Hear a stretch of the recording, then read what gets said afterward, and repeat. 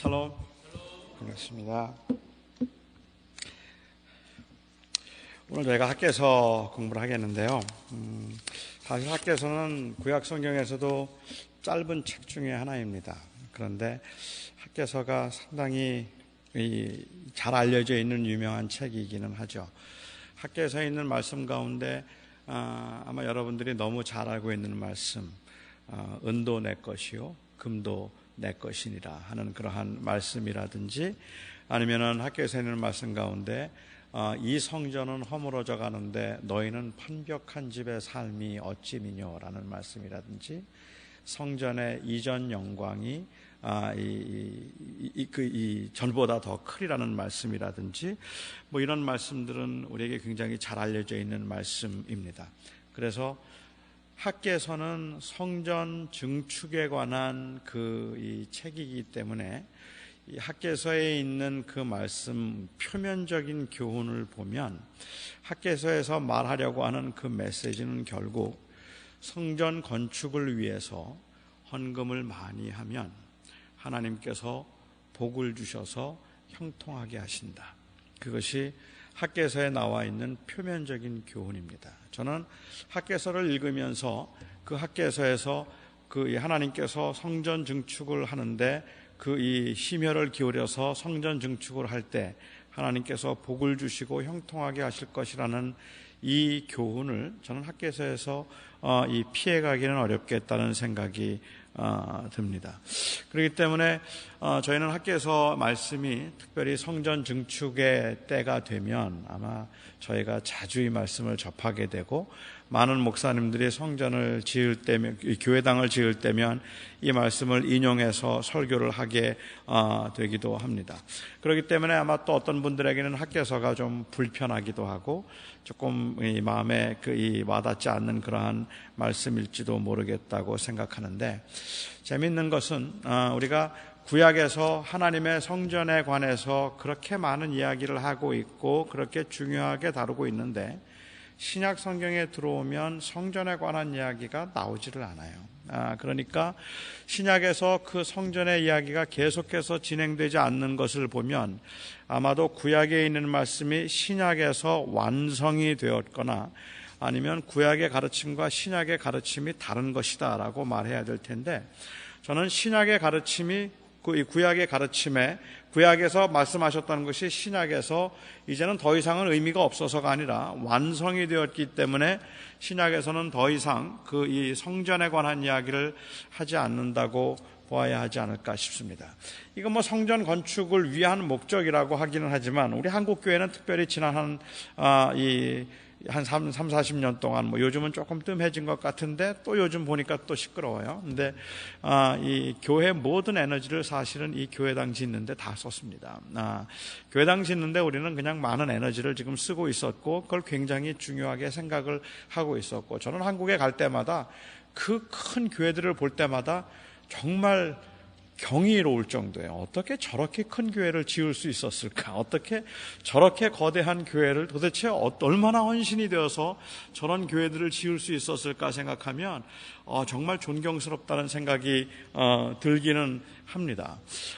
그런데 이제 그렇게 성전을 지을 때 아니면 교회당을 지을 때 우리가 많이 사용했던 것이 하나님께서 그 일에 헌신을 하면 주님께서 복을 주신다는 것, 그리고 그 어떤 것보다 그 교회당을 먼저 번듯하게 지어놓는 것이 가장 우리 신앙인들에게는 하나님을 위해서 할 수 있는 최선이라고 일반적으로는 생각을 했던 것 같은데, 우리가 학개서에서 볼 수 있는 것 중에 하나님 앞에 그렇게 헌신해서 성전을 짓는데 투자하거나 아니면은 그렇게 헌신하면 하나님께서 복을 주실 것이다 라고 하는 것이죠.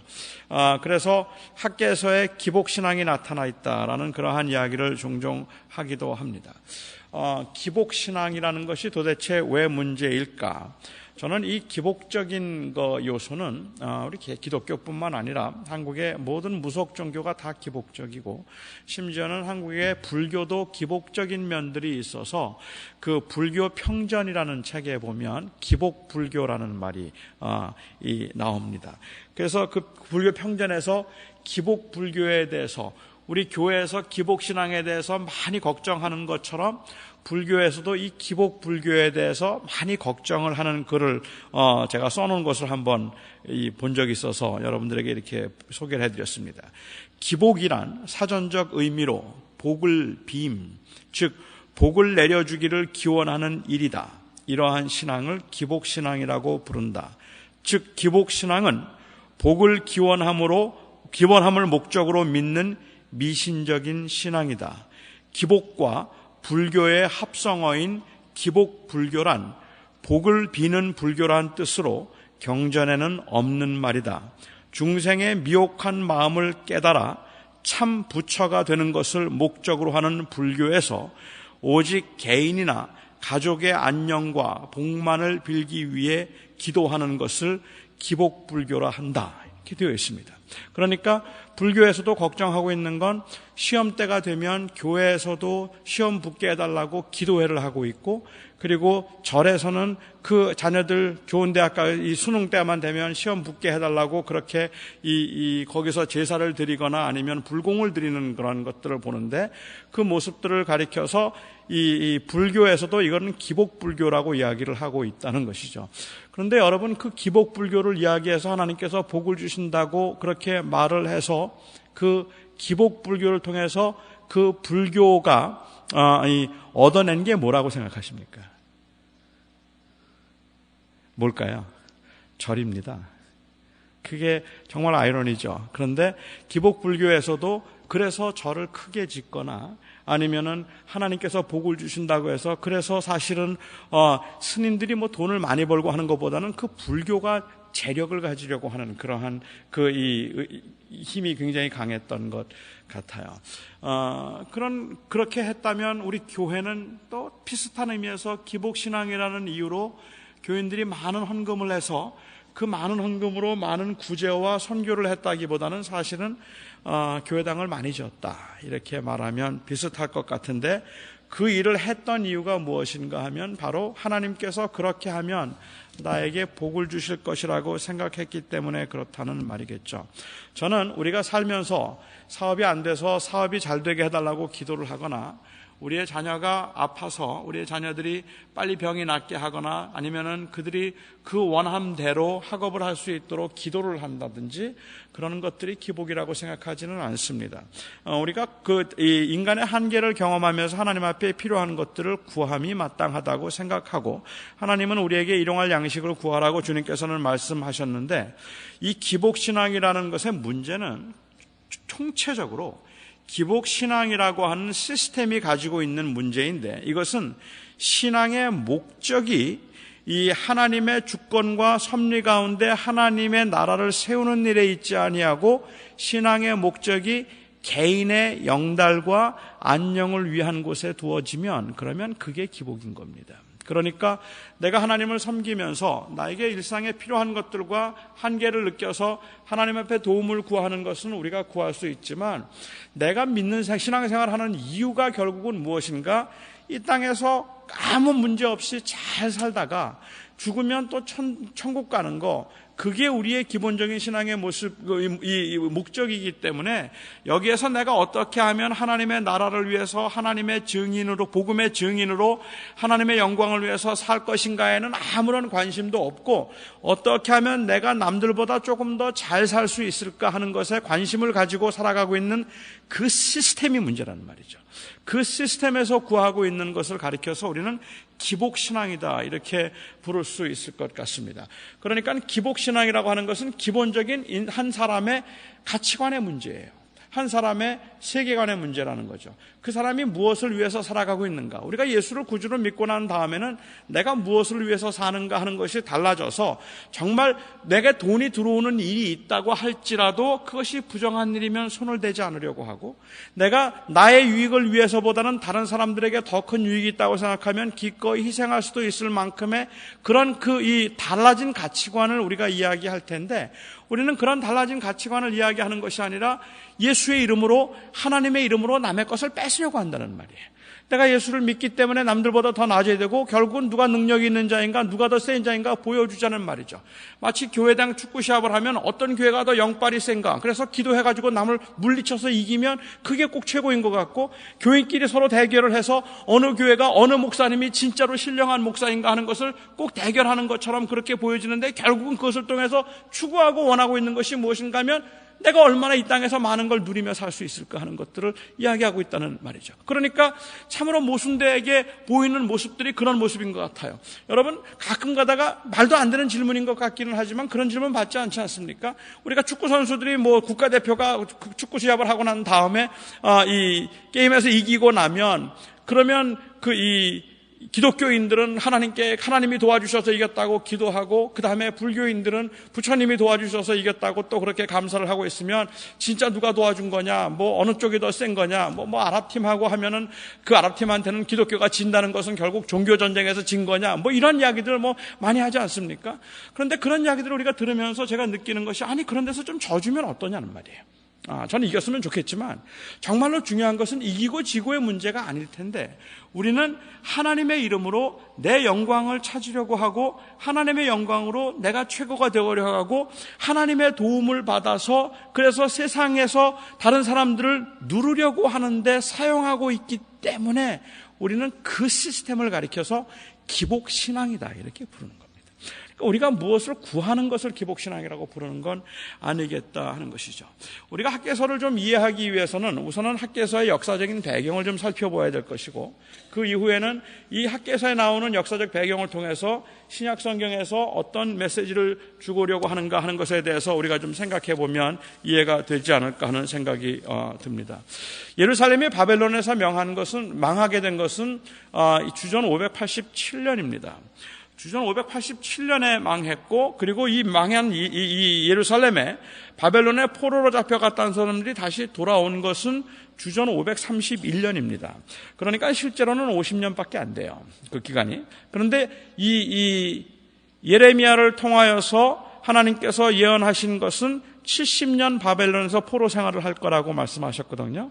근데 사실은 70년 바벨론에서 포로 생활을 할 것이라고 주님께서 말씀하셨는데, 이 예루살렘이 망하고 다시 그 귀환 갔던 이 포로로 잡혀갔던 사람들이 돌아온 것까지는 한 52년밖에 안 되기 때문에, 그 이전에 다니엘 같은 경우라면은 예루살렘이 망하기 전에 이미 벌써 포로로 잡혀갔던 사람들이고, 그래서 아마도 이 이스라엘 백성들이 바벨론의 속국으로 그 포로로 잡혀가기 시작하고 고난을 당하기 시작했던 것은 아마도 605년경부터가 아닐까라고 그렇게 생각을 합니다. 그러니까 약 한 70년 정도에 걸쳐서 이 백성들이 이 바벨론의 포로 생활을 시작하기 시작했고, 그리고 587년에 예루살렘이 완전히 망하면서 이제 거기에 있던 수많은 사람들이 포로로 잡혀가서 50년을 살았습니다. 그리고 바벨론이 마침내 망하고, 그 다음에 고레스가 이 제국을 다스리기 시작하면서, 이 고레스 때 이 포로들을 다시 예루살렘으로 돌아갈 수 있도록 허락을 해 주었습니다. 그래서 스룹바벨을 유다의 총독으로 해서 537년부터 이제 그들이 돌아오기 시작을 하죠. 그렇게 이제 돌아오기 시작해서 이제 성을 하는데, 그 당시에 처음에 예루살렘에 돌아온 사람의 숫자가 약 한 5만 명 정도 되었다고 그렇게 이야기를 해요. 한 5만 명 정도가 돌아왔다고 얘기하는데, 저는 이런 생각을 좀 해보았습니다. 물론 그 이후에 2차, 3차의 귀환계단이 계속 들어오기는 하는데, 저는 5만 명의 이 고향에 돌아온 사람들의 그 영적인 상태나 아니면 그들의 그 마음의 상태를 생각해 보면 저는 정말 존경스럽다는 생각을 해요. 이건 보통 헌신된 사람들이 아니면 돌아오지 못한다. 바벨론의 경우에는요, 바벨론이 이스라엘 백성들을 붙잡아 갔을 때 그 포로들로 하여금 바벨론이 이스라엘 사람들은 따로 하나의 공동체를 만들어서 살게 해 주었습니다. 아무리 다른 나라라고 할지라도, 남의 나라라고 할지라도 그 나라에서 50년, 60년을 살고 나면 거기에 생활에 조금 더 익숙해지고 정착하는 법입니다.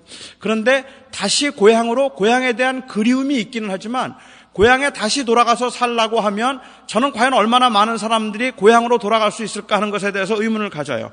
우리 한국도 지금 60년이 넘었습니다. 통일이 되고 나면 여전히 여기에 계신 분들 중에도 고향을 그리워하는 분들 계시고, 아마도 여기에 계신 분 중에 어떤 분들은 나는 통일만 되면 그 북한에 가서 살 거다, 북한에 가서 살 거라고 생각하시는 분들 계실 겁니다. 저는 그럴 수 있다고 생각해요. 그리고 또 그런 분들 계실 거라고 생각하는데, 하지만 막상 통일이 되고 난 다음에 이제는 통일이 되고, 자, 누구든지 이제는 북한에 가서 살 사람 나오라라고 이야기를 하면, 그 말의 의미는 이 땅에 있는 동안에 여기 있는 것을 다 가져가서 북한에 가서 누리면서 사는다는 이야기가 아니라, 어떻게 보면 굉장히 열악한 환경에서 다시 그곳에 있는 사람들하고 경쟁을 하면서, 혹은 그들에게 때로는 천대를 받으면서 거기에서 자리매김을 해야 된다는 그러한 의미이기 때문에, 북한에 방문을 하고 고향에 대한 그리움이 있다는 것과 현실적으로 내가 살고 있는 삶의 터전을 포기하고 북한에 가서 산다는 건 다른 문제입니다. 이거는 제가 볼 때는 통일한다고 하더라도 정말 거기 가서 살 사람들, 투자해서 돈을 벌겠다는 사람들이 아니라면 사실은 굉장히 어려운 그러한 상황일 거라고 저는 생각해요. 그러니까 바벨론의 포로 생활이긴 했지만 외국 생활하면서 어느 정도 안정됐던 사람들 중에서 5만 명이 난 고향으로 돌아간다 얘기한 겁니다. 나는 고향으로 돌아가겠다. 이건 굉장한 헌신이라고 저는 생각해요. 왜냐하면 그들에게 있어서는 단순히 고향이 더 잘 살 수 있기 때문에 그런 게 아니고, 고향에 가면은, 내가 예루살렘에 돌아가면 거기에 가면 더 내가 풍요로운 삶을 살 수 있고 사업의 기회가 주어지기 때문에 그런 것이 아니라, 내 고향 하나님의 땅, 하나님이 계시는 곳으로 돌아가겠다는 신앙적인 이유 때문에 그런 거란 말입니다. 그 신앙적인 이유 때문에 그들은 자기들이 지금 편안하게 살 수 있고 이제는 안정된 삶인데도 불구하고 그것을 포기하고 가는 겁니다. 느헤미야 한번 보십시오. 느헤미야의 경우를 우리가 생각하고 에스라를 한번 보시는 거예요. 에스라나 느헤미야나 에스겔이나 그들을 보면 그들이 바벨론이나 페르시아에서 고생하던 사람들 아닙니다. 그들 전부 다 떵떵거리고 살던 사람들이에요. 이미 벌써 그 포로로 잡혀갔지만 4세쯤 되면, 그 포로 가서 소위 말하는 이민 4세 아니면은 이민 3세가 되면 이미 벌써 다 정착한 사람들이에요. 최고의 자리에 올라갈 만한 사람들입니다. 그런데 내 고향을 생각하고 돌아가겠다고 하고 다 포기하고 떠난다면, 그들이 고향을 생각해서 돌아오기도 하는 것은 에스라의 경우도 마찬가지고 느헤미야의 경우도 마찬가지지만 purely 신앙적인 이유란 말입니다. 하나님께로 돌아가겠다는 의미였어요. 그래서 그들이 536년에 5만 명 정도가 돌아왔습니다. 5만 명 정도가 돌아올 때 스룹바벨과 여호수아를 통하여서 하나님께서 하셨던 말씀이 무엇인가 하면, 그들이 돌아오면 제일 먼저 해야 되는 일은 예루살렘 성전을 지으라는 것입니다. 증축하라는 겁니다. 무너진 성을 다시 회복하라. 여러분, 이게 왜 중요하겠습니까? 이 일에 왜 이스라엘 백성들이 헌신했겠습니까? 당연하지 않습니까? 그들은 지금 그냥 자기들의 편리와 그리고 이 어떤 그 안이한 삶을 위했더라면 돌아올 사람들이 아니에요. 그들이 정말 돌아왔다는 것은 예루살렘의 회복 때문에 돌아온 겁니다. 예루살렘의 회복, 하나님의 땅을 다시 만들고 하나님을 그곳에 세우겠다고 하는 그 마음을 가지고 돌아왔다면 그들이 제일 먼저 해야 됐던 일은 무엇인가 하면 바로 성전을 증축하는 일이란 말입니다. 그런데 그 성전을 증축하고 다 폐허가 되어버리고 예배도 한 번도 드려진 적이 없는 그 성전을 증축하고자 애를 쓸 때, 그곳에 이미 살고 있던 이방인들과 아니면은 이방인들과 결혼해서 살고 있는 혼합되었던 이스라엘 민족들이 반대하기 시작하죠. 하나님께서 그들을 보내주셔서 예루살렘 성전을 지으라고 말씀을 하실 때쯤이면 하나님이 은혜를 베풀어 주셔서 그렇게 헌신되어서 돌아오는 사람들에게 주님께서 그들을 도와주셔야 되지 않습니까? 그런데 아니에요. 531년에 그들이 536년에 돌아와서 성전 짓는 일에 제일 먼저 헌신을 했는데, 그 땅에 제일 먼저 찾아온 게 뭘까요? 기근입니다. 기근이에요. 그래서 배가 고파서 살 수가 없어요. 너무 힘들어서 죽겠어요. 그리고 사람들은 자꾸 조롱하죠. 비웃죠. 그런 곳에서 우리는 예루살렘을 회복하기 위해서 왔다고. 사실 이 바벨에서 포로로 잡혀 들어온 사람들의 경우에 있어서는 그들 나름대로 가지고 있던 그 신앙적인 프라이드가 굉장했던 사람들입니다. 왜냐하면 이들은 비록 포로로 잡혀간 사람들이기는 했지만 그들이 포로로 잡혀갔기 때문에 신앙의 정조를 지켰다고 생각한 사람들이에요. 그들은 따로 모여서 살았기 때문에 다른 민족하고 결혼하지를 않았어요. 이스라엘 사람들끼리만 결혼해서 이스라엘의 예루살렘의 그 혈통을 유지했던 사람들이면 예루살렘에 있던 사람들의 경우는 정책적으로 그들을 다른 민족과 결혼을 하게 만들었기 때문에 실제로 퓨얼리 이스라엘이라고 부를 만한 사람도 그렇게 많지 않은 상황이었고, 그런 사람들을 가리켜서 신앙에 변절을 했던 사람들이라고 생각했던 사람들이라는 거죠. 그러니까 제가 그냥 우리 시대의 때로 이야기를 한다면 바벨론에서 포로로 잡혀 들어오는 사람들이 가지고 있던 신앙적인 프라이드는 사실은 이것은 신사참배를 하지 않았기 때문에 감옥이나 토굴 속에 숨거나 아니면은 피난 생활을 하다가 들어온 사람들 같은 사람들이에요.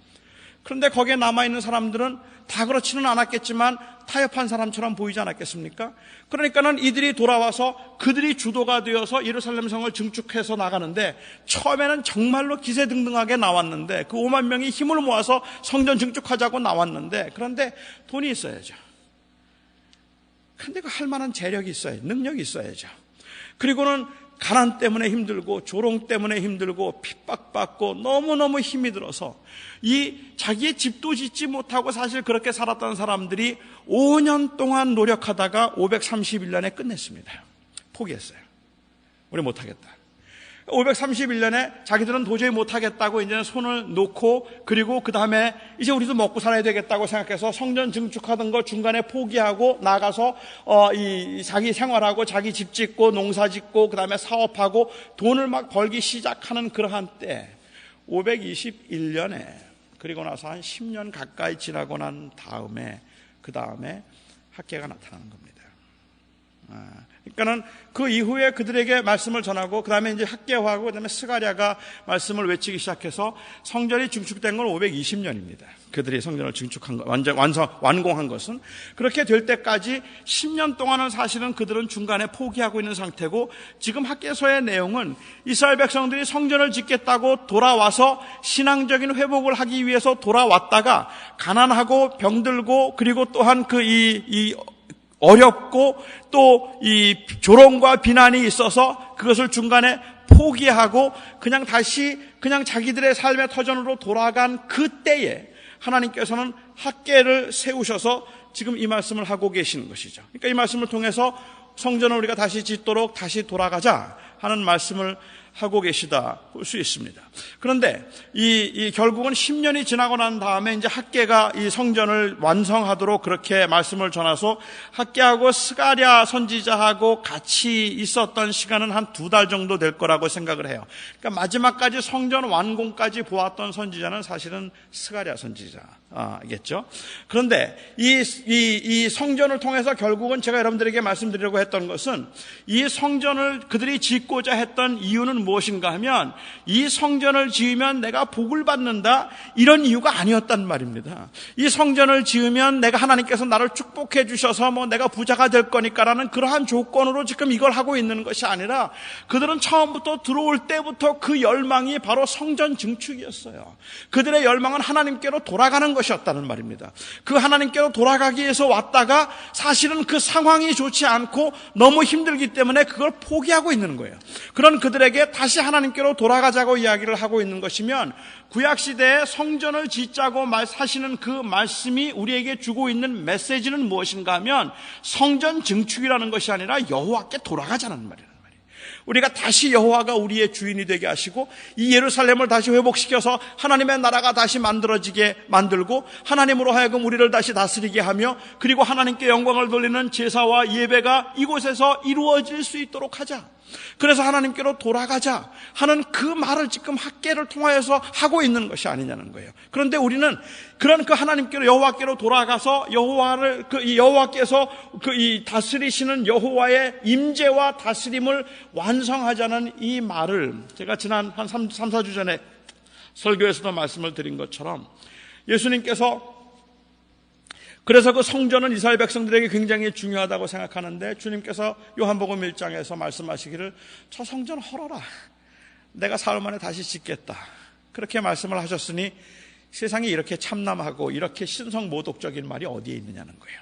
그런데 주님께서는, 요한은 나중에 그것을 이해하기를, 예수님께서 당신의 육체를 가리켜 말씀하시미러라, 즉 그 하나님께로 돌아오는 길이, 여호와께로 돌아오는 그 길이 이제는 더 이상은 성전 증축으로 인하여 하나님께 돌아가는 것이 아니라 예수 그리스도를 통하여서 여호와께로 돌아간다.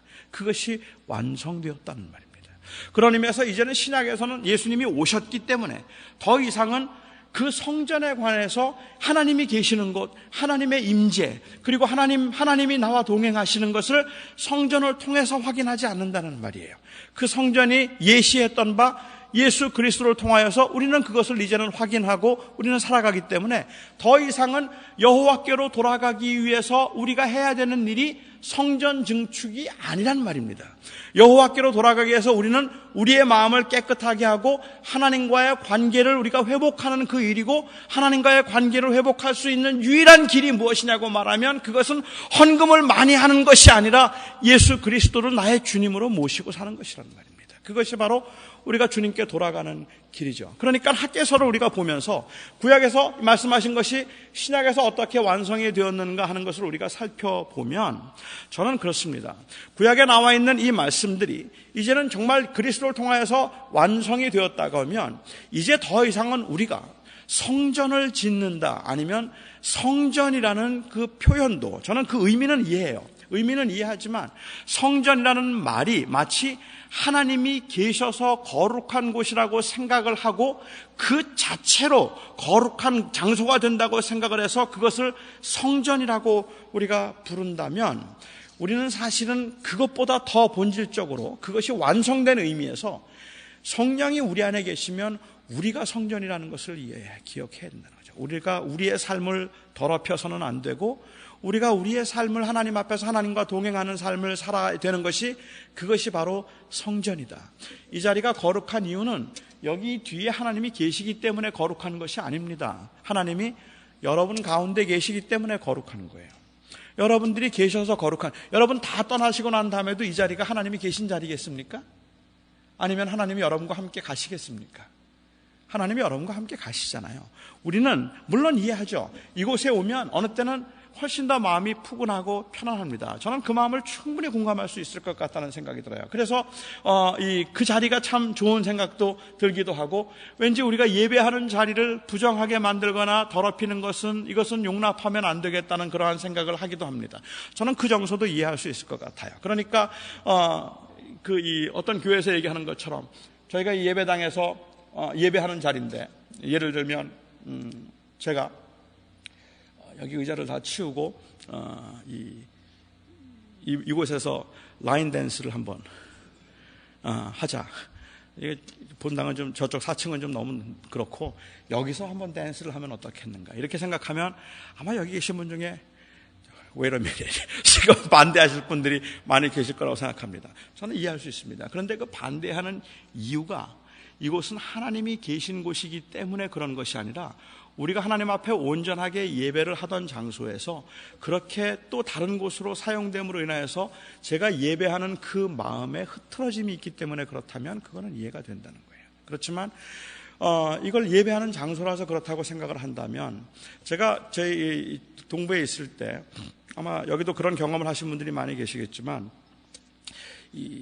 미국 교회에서 이제 나가라 그래서 저희가 건물을 이제 구입을 하고 그 건물 레노베이트 하는 동안에 한 1년 동안 저희가 학교를 빌려서 예배를 한 적이 있었습니다. 학교에서 예배를 하는데 어떤 분이 저에게 그런 질문을 하세요. 저는 학교에서 예배하는 게 참 불편합니다. 그래요. 왜요? 그랬더니 저는 이렇게 예배 와서 이렇게 오늘 예배하고 가지만 월요일부터 토요일까지 이 장소에서 무슨 일이 벌어지는지 모르잖아요. 그래요. 여기에서 모인 사람들이 무슨 짓을 하는지 우리가 모르는데, 그런데 그곳에 와서 예배하고 있다는 게 불편하다고 그렇게 말씀하시더라고요.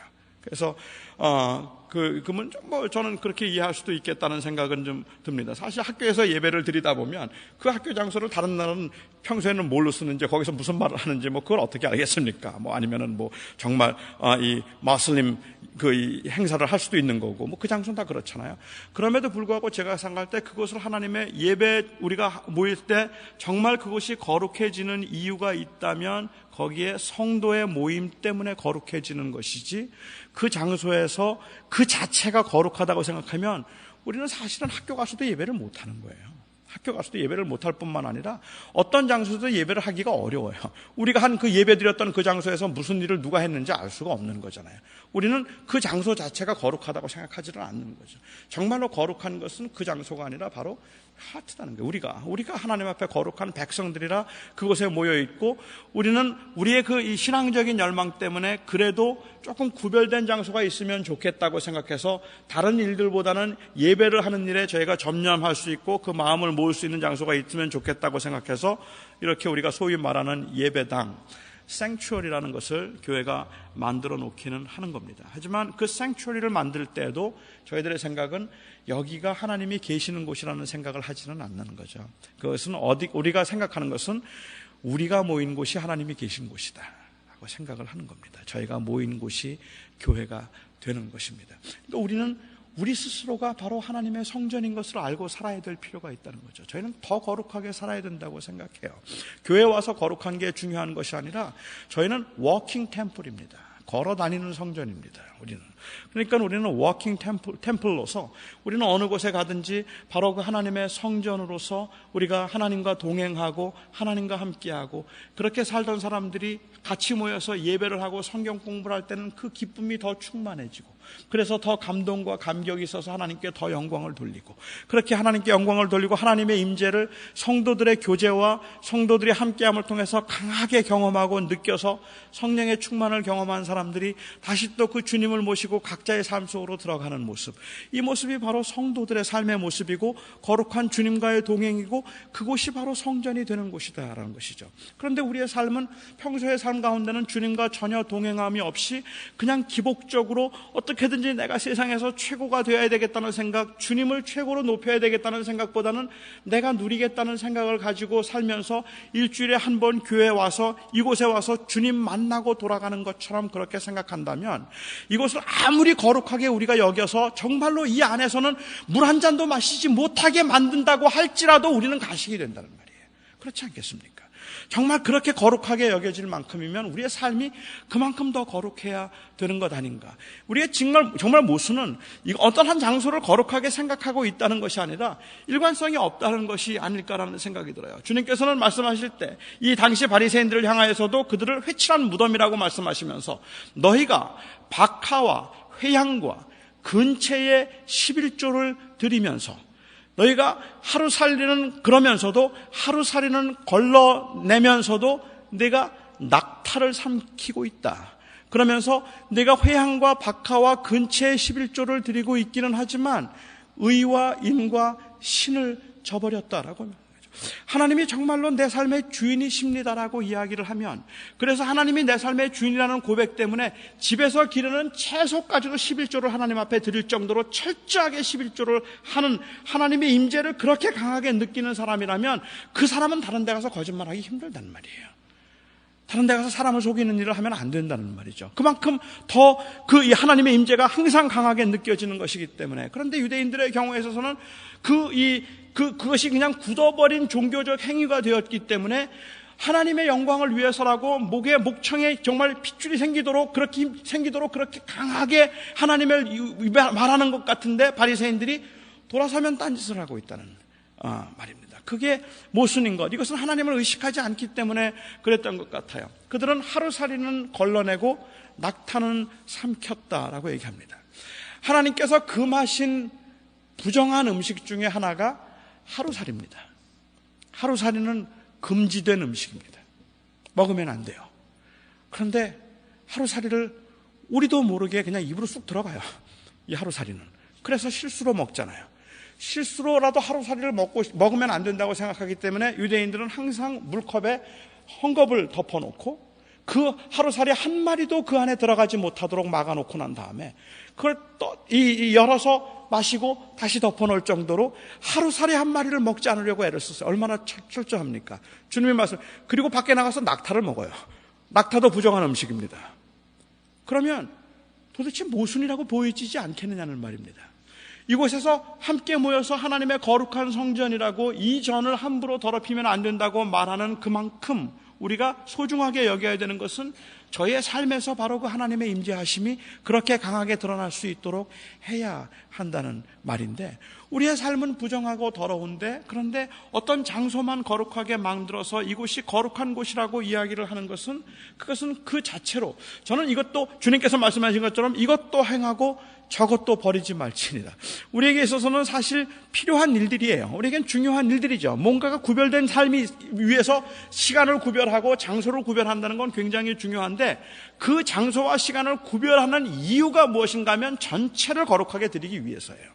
그런데 전체를 거룩하게 드리기 위해서가 아니라 그 구별된 것을 하나님의 것이라고 생각하고 나머지 10의 9를 속된 것이라고 생각해서 내 마음대로 살면, 그러면 그 구별한 이유가 하나도 없다는 말입니다. 구별에는 반드시 다른 것을 거룩하게 만들기 위한 목적에서 구별을 해야 되는 것이다.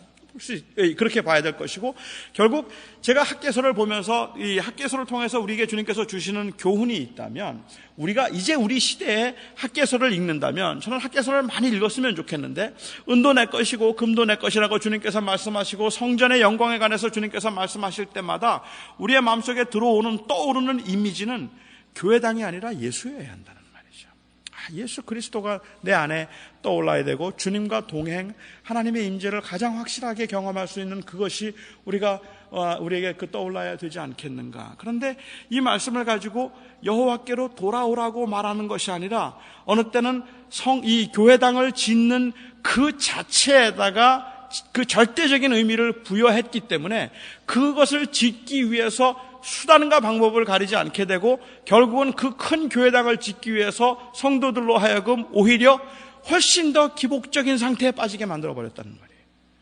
이거 헌금하면 하나님께서 복 주신다고 하지 않았는가. 그러니까 교인들의 입장에서는 어느 때는 그걸 믿기도 하고 어느 때는 그걸 안 믿기도 하겠지만, 하나님께서 복 주실 거라고 생각하고, 내가 이 하나님 성전을 충실하게 성전을 짓는 일에 내가 헌신하지 않고, 교회당을 짓는 일에 헌신하지 않고 다른 일에 헌신하는 것이 왠지 불안하다는 말이죠. 하나님이 한번 치실 것 같은 생각이 들고, 이거는 내가 하나님 앞에 바른 것이 아닌 것 같다는 생각이 들어서, 그래서 이 교회당을 크게 지으려고 하는 그러한 경우들이 있고, 이것들이 자꾸만 계속해서 이 문제를 일으키고 있는 것은 아닐까라는 생각을 하게 됩니다. 최근에 한국에서는 이제 자체 건물 갖지 않기 운동 이런 것들을 하는 것 같아요. 교회당을 너무 많이 지어놨기 때문에 그런 것 같은데, 자체 건물 갖지 않기 운동에서 학교를 빌려서 쓴다든지, 사실 어찌 생각하면 그렇지 않습니까? 저희 교회는 좀 세팅이 좀 달라서 그렇지만, 일주일에 딱 한 번 예배를 하기 위해서 모든 교회들의 경우에 있어서 주일날 한 번의 예배를 위해서 이 교회 전체에, 한국은 특히 교육관을 따로 짓지 않은 교회는 그냥 본당 하나밖에 없더라고요. 근데 그거 하나를 놓고 딱 한 번만 사용하고 나머지는 그냥 문을 닫아놓고 있는 그러한 상황이 되니까, 그런 것을 이제 애석하게 생각하는 사람들은 그냥 차라리 학교 강당을 빌려서 우리가 함께 예배를 하고, 그리고 그것을 다른 것에 좀 쓰자 하고 이제 이야기를 하고 있는 것 같아요. 분당 우리 교회도 제가 지난번에 설교를 하러 갔더니 그 이찬소 목사님 이야기하는 그 이찬소 목사님 가지고 있는 이 비전 중에 하나가 지금 이제 학교를 빌려 쓰고 있습니다. 정말 전 그렇게 어수선하면 전 못 살 것 같은 생각이 드는데, 교회가 말도 못하게 어수선해요. 교인들이 많으니까 그렇겠지만, 그렇게 하는 중에 아이들이 너무 이 열악한 환경에서 내버려지는 것 같아서 얼마 전에 교육관을 샀습니다. 교육관을 사고, 그 다음에 또 좀 말을 좀 들었어요. 근데 최근에 제가 인터뷰하는 걸 들어보니까 그 교육관을 사면서 교인들에게 공청회를 했어요. 우리 교회는 더 이상 크면 안 된다고 생각해서 10년 안에 이 교회를 분립시키겠다라고 얘기하고, 그 10년 안에 분리시킬 때, 그때 말하면 문제가 되니까 우리가 지금 산 이 교육관을 그때 그냥 사회에 깨끗이 양도한다 하는 그러한 결정을 했는데, 교인들 몇 프로라 그러죠? 90 몇 프로인가요? 찬성을 해줬다고 합니다. 그러면 우리 그때 10년 안에는 교회가 다 흩어지도록 하고, 그래서 분립하도록 하고, 그리고 이 건물은 이 사회에다 다시 환원한다. 그렇게 하면 우리가 교회를 너무 크게 져서 지금 사랑의 교회 문제가 되는 것처럼, 전체 든 비용이 얼마입니까? 2,900억 원입니까? 얼마가 들었습니까? 그렇게 짓고 지금 벌써 걱정이더라고요. 그렇게 지어도 일부 예배로 안 된대요. 여전히 복잡할 거라는 거예요. 또 더 크게 져야 될 상황이 되지 않겠는가. 근데 저는 모르겠습니다. 그걸 그렇게 할 때 이 사역의 필요를 이야기하고 우리가 이곳에서 이렇게 하나님의 이 선교 사역과 그 다음에 그 예배를 위해서 이런 장소가 필요합니다라고 이야기를 해서 교인들을 설득할 수 있다면 저는 거기까지는 잘 모르겠어요. 그렇지만 만일 여기가 하나님의 전인데 이 하나님의 전을 우리가 제대로 지어놓지 못하고 우리 하나님은 성전은 다 없어서 이렇게 힘든데 우리 집만 좋은 거 지으면 되겠느냐는 식의 만약에 그런 접근이라고 한다면 저는 성경 잘못 읽고 있다고 생각합니다. 성경은 그렇게 말하지 않는다는 것이죠. 이제 더 이상은 우리는 그렇게 큰 교회당을 지어야 할 필요가 별로 없습니다. 우리에게 정말 중요한 것은 어떻게 하면 성도들이 하나님의 임재를 경험하고 삶 속에서 하나님을 누리며 하나님을 드러내며 살아가는가 하는 것이 훨씬 더 중요한 시대를 우리가 살고 있기 때문에 그렇습니다. 그래서 저는 현대 교회, 미국 교회도 지금 고민하는 문제고 우리 한국 교회도 고민하는 문제지만 이 교회는 이제는 더 이상은 모으는 교회가 아니라 흩어지게 하는 교회여야 한다는 거예요. 이제는 많이 모여서 좋은 교회가 아니라 그 삶의 영역에서 영향을 끼칠 수 있는 하나님의 사람들을 잘 훈련시켜서 자꾸 밖으로 내보내는 교회가 건강한 교회가 될 거라고 생각을 하고 오늘 학교에서의 말씀을 통해서 저와 여러분이 한번 확인해 보고 싶은 것 그리고 다시 점검해야 되는 것이 있다면 여기 학교에서를 통해서 주님께서 말씀하신 궁극적인 것은 그리스도를 통해서 완성이 되기 전이라고 할지라도 여기서 이스라엘 백성들이 지금 하고자 하는 것은 성전을 짓는 것이 아니라 여호와께로 돌아가는 것입니다. 여호와의 관계가 더 중요한 것이지 그것을 위한 표현이 지금 성전인 것이지 성전이 궁극적인 목적이 된 적은 구약에도 없었다. 그래서 우리가 기억함이 중요할 것 같습니다. 기도하겠습니다. 오늘 오신 아버지 하나님, 역사의 모든 것을 주관하시는 주님이 어찌 한 곳에 계실 수 있으며 무소부지하신 주님께서 어찌 한 장소에 계시다 말할 수 있겠습니까? 그런데도 그 성전을 주님께서 구약시대에 지으라고 하셨다면 그것을 통하여 그 백성들에게 하나님의 임재를 보여주며 하나님과의 관계를 확인하기 위함이었을 텐데 너무 많은 경우에 그 관계는 다 놓친 채 그냥 껍데기, 건물만 가지고 성전이라고 말했던 때가 구약에도 있었고 신약에도 있었습니다. 거룩하신 아버지 하나님, 오늘날 우리의 교회들을 주님께서 붙들어 주셔서 정작 이 교회가 무엇을 회복해야 하며 어디로 돌아가야 하는지 알게 하여 주시옵시고 우리에게 정말 필요한 것은 하나님과의 그 순전한 관계이지 건물이 아닌 것을 저희로 하여금 알게 하여 주셔서 아버지 하나님 더욱 하나님 앞에 성실하며 진실하며 그리고 또한 하나님 앞에서 의와 인과 신을 저버리지 않는 하나님과 동행하는 그리스도인들의 사람이 되게 하여 주시옵소서. 감사하며 예수님의 이름으로 기도하옵나이다. 아멘.